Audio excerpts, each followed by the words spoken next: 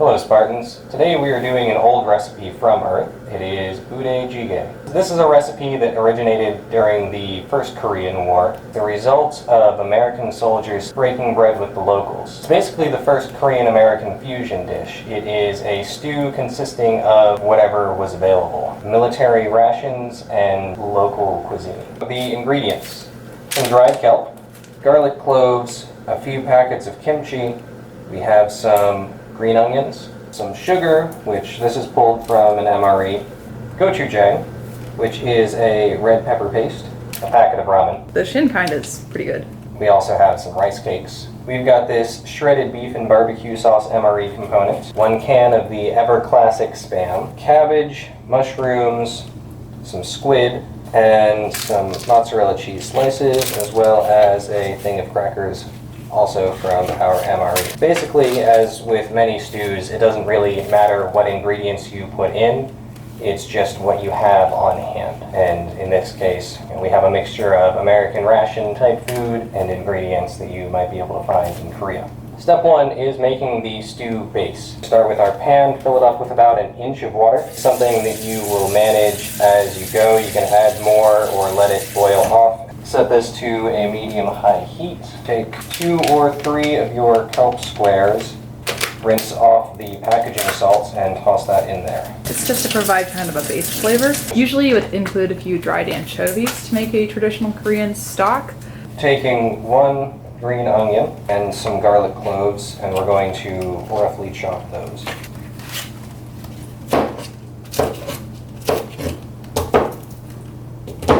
How small chunks do you want? That looks fine. Cool. I'm having fun here. We're also going to take some kimchi. Does it need to get chopped up? If it's pre-chopped, then just slide it in. Add in our sugar packets. You can also use brown sugar or honey as well. Just a little bit of sweetener. You know how hard it was to find that sugar packet as opposed to the Splenda packets? Yeah, I don't know why we're giving all of our soldiers Splenda. Scoop of the gochujang, keeping scoop of this. Yeah, that's good. Measure with your heart. We're also going to put the ramen spice packet into the sauce. There we go. Those are the flakes. You can put those in too. This is a lot more of a challenge than I was expecting. Packet from a ramen.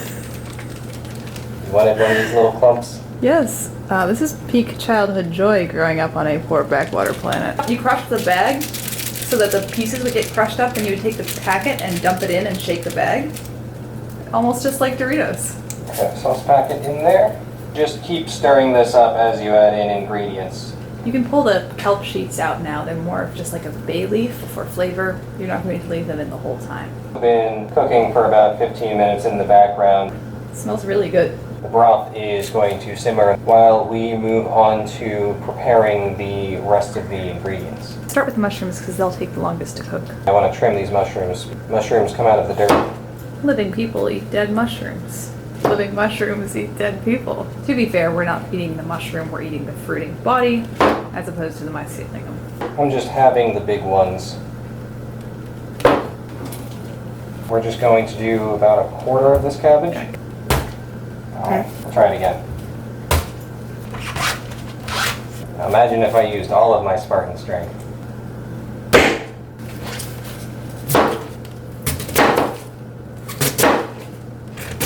And this second green onion. Keep the cabbage kind of clumped together in one area of the pot so that it's easy to pick up out of the broth. You're going to put the ramen in the center, and then usually you just sort of clump the ingredients around the edge. And we'll do that likewise with everything else as well. Block of Spam. We're going to use half of it because of the amount of space we have available.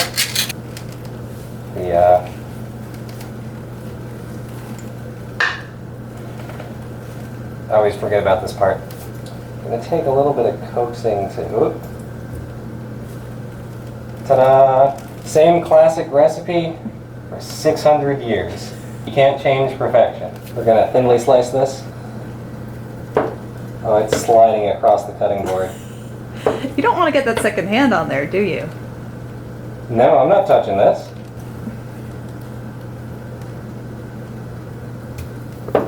Yeah, we went with the low sodium version because there's already far too much sodium in the low sodium. Something like that? Yeah. Slide that off to the side. Spartan does not want to touch the spam. Yeah, I'm not getting spam on these gloves. We're also going to add in about half of this shredded beef and barbecue sauce. Yeah, like that.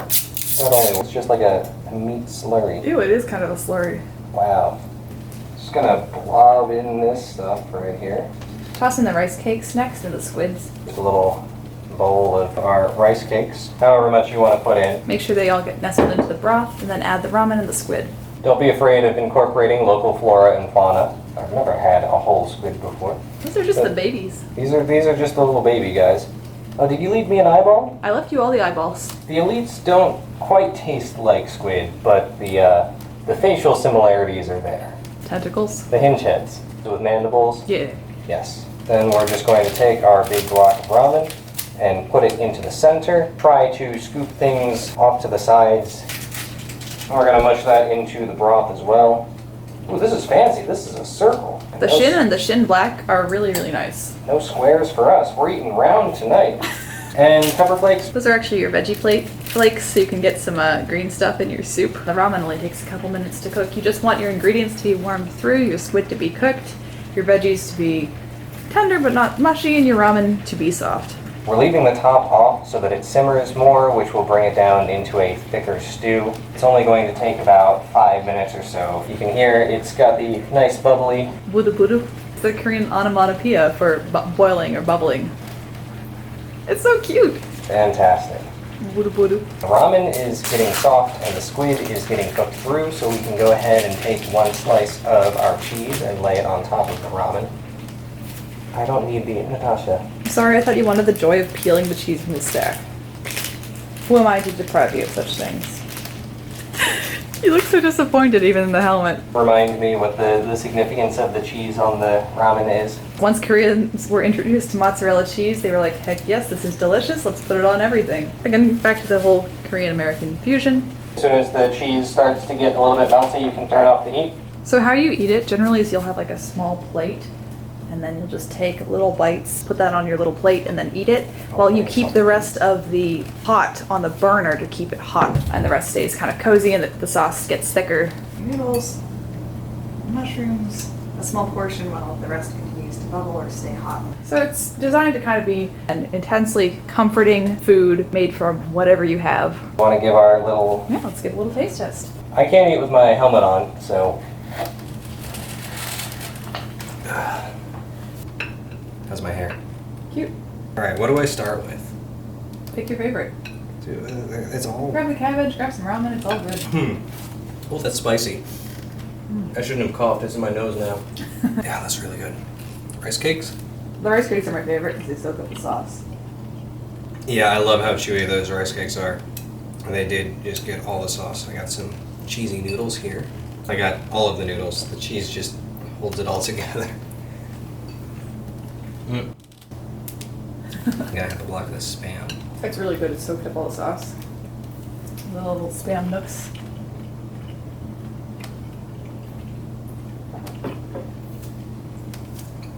I didn't think it was possible for spam to taste like anything other than spam. Now it's spicy spam. Like, this actually has flavor. This is a meat tofu. It has the consistency of tofu, but it's meat. Did you get any of the shredded beef in barbecue sauce? Well, I thought I didn't, but it migrated inside my squid. It's actually pretty good in the squid. Do you want me to make a little squid pocket? Yeah, you can make a little squid pocket. Look at that. Yeah. It's pretty squiddy, but if you put the beef inside, it's barbecue squid. I don't know if the hole is big enough for me to... I just gotta... Sorry, sick. Please don't narrate it. Don't look. Medic. Yeah, this is actually really good. I'm gonna have to make this again. Spam ramen, kimchi, and pepper paste is sort of what makes it Budae Jjigae. Baked beans are also kind of a part of it. That hiss when you open the crackers. It comes with two.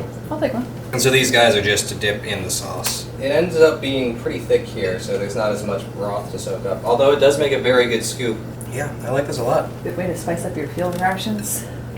or just turn it into a communal meal as well. It's also a social experience. A creative way to turn less exciting ingredients into a fun, morale-boosting meal.